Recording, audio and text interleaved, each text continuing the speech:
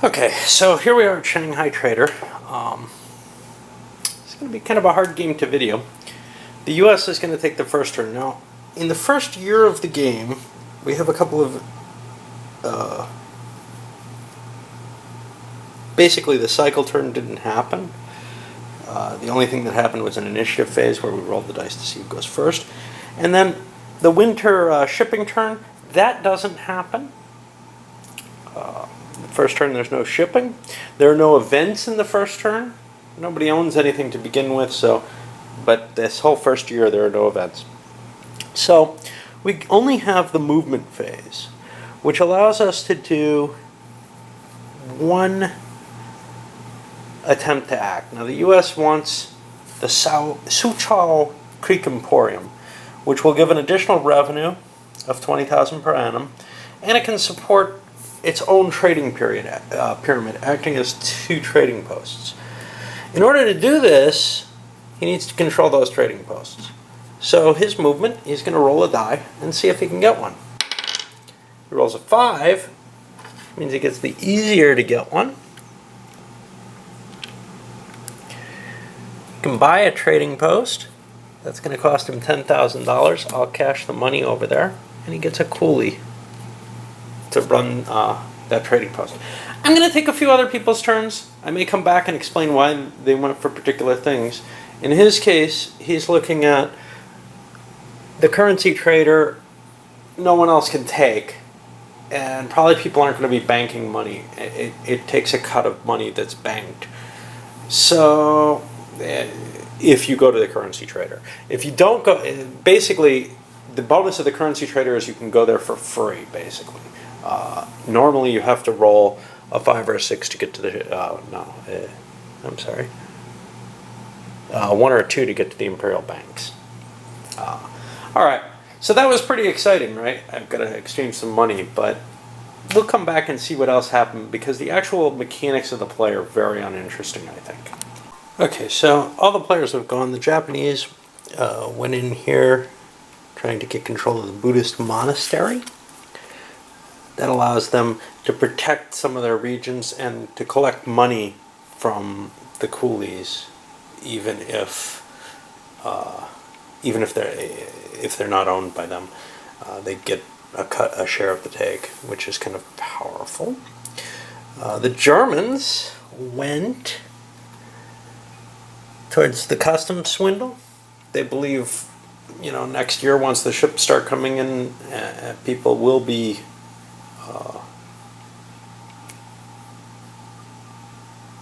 owning warehouses, etc. They want to make sure that they can get a little bit of value off of that. It seems like one of the better choices at that point. The White Russians, where did they go? They went for the racetrack. The racetrack's a special event, and people have to wager on that, I believe.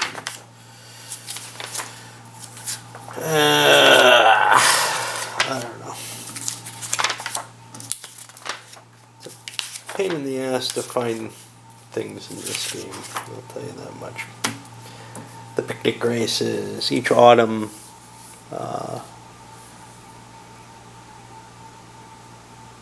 you end up betting, and the owner gets to pull out of the pool. Another one of these little swindles. Rackets, whatever. The English, they could have just walked into the Shanghai Club. They don't need to own anything to get that, but it doesn't really help unless they have something to protect. All it gives you is the policeman. So the English went to go start setting up the Frenchtown Casino racket, which is again one of these gala events. The roulette. I think it also may collect if Fantan Gambling ends up stealing money from people when they go to the old town. And then finally we had the French, who had kind of a thought of going for the French Club, but they made the decision instead to go for the Lido nightclub. They're guaranteed the French Club if they set it up, but they wanted to get something additional, so they went for the Lido nightclub, and unfortunately for them they rolled a 6, which means they're the only people who didn't get to buy a trading post coolie combination. So they're a little behind right now and may have to go in for the French club for the next turn. Now we go into spring. Now normally we'd have the event, but we're not going to have that. Instead,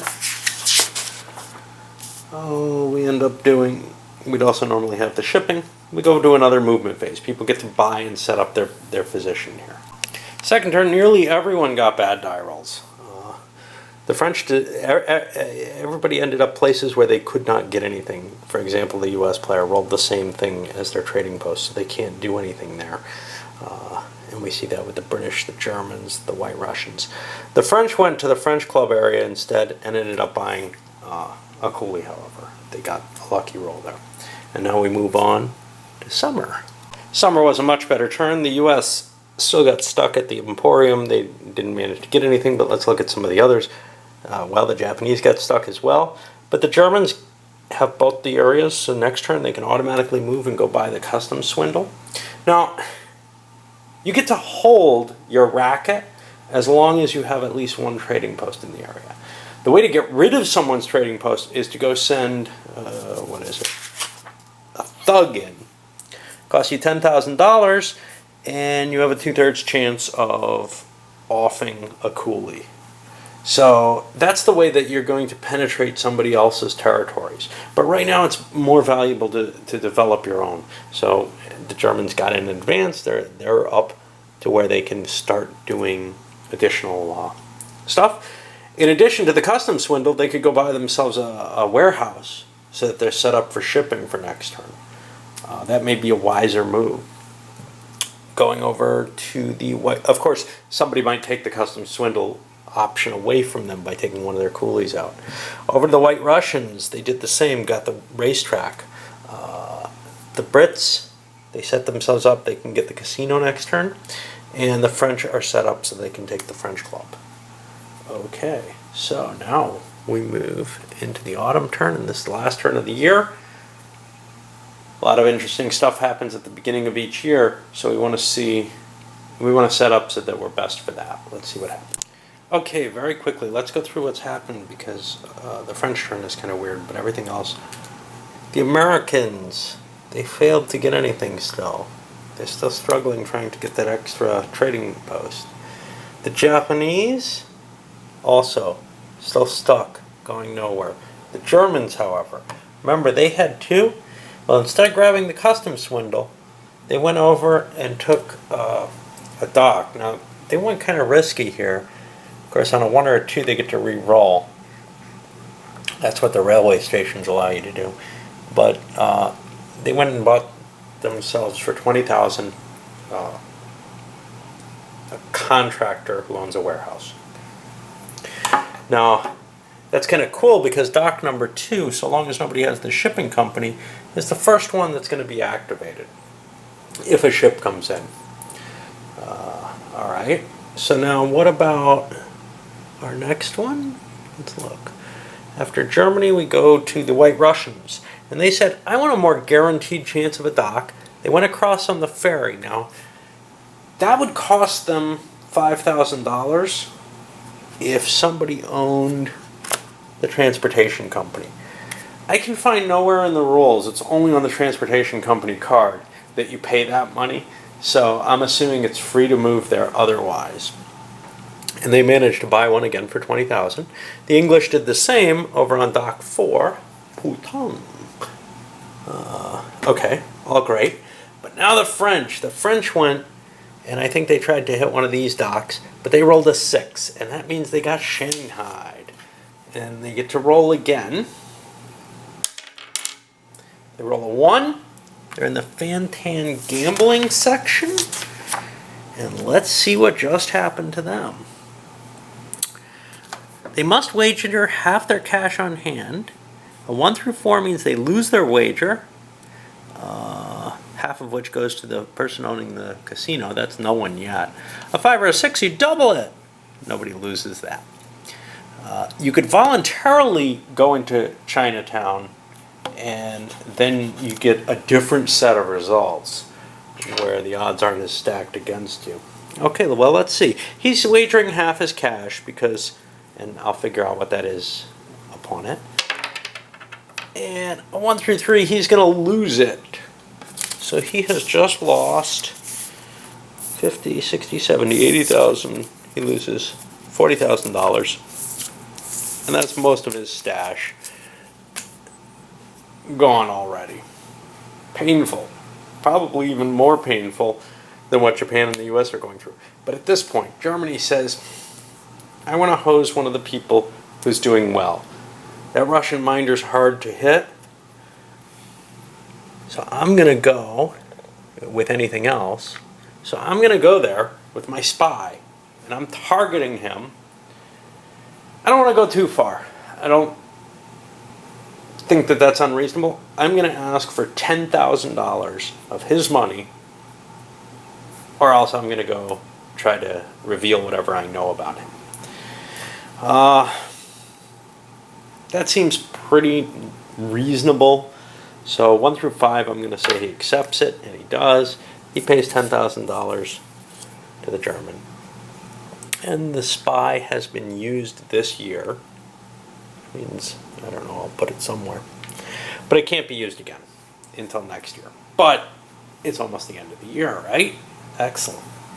Okay, indeed it is the end of the year.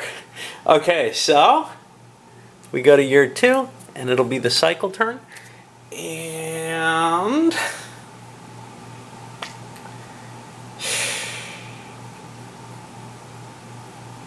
I think I'm going to start that with a new video because this one's almost done. All right, this one's almost the one that I like. Okay, so we haven't seen a lot about this game to really like, I think, from most people's perspective. I'm still kind of excited about it because I remember having a good time with this game, with the interweaving, etc. And just the negotiations that happen and the deals that are cut between players. So, you know, imagine a Monopoly type game, although it's not really that, where you can really kind of target people by saying, I'm going to shoot your building out of there, you know. I think it's got some nice, cute little ideas in it, and it works really well with a bunch of people who could be, you know, almost any type of gamer that I'm used to, which of course means anything except pure Euro gamers because I'm really not that used to them. I'm not sure how much they're going to like something this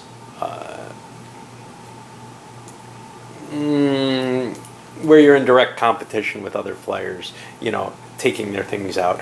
Definitely ability for king making and actions like that, especially at the end of the game when people are trying to escape the country and you're trying to figure out how to kill somebody so that they can't get out. But, you know, that's the kind of game I like rather than trying to see how many little wooden sheep you can make. All right, well, I'll load this one up.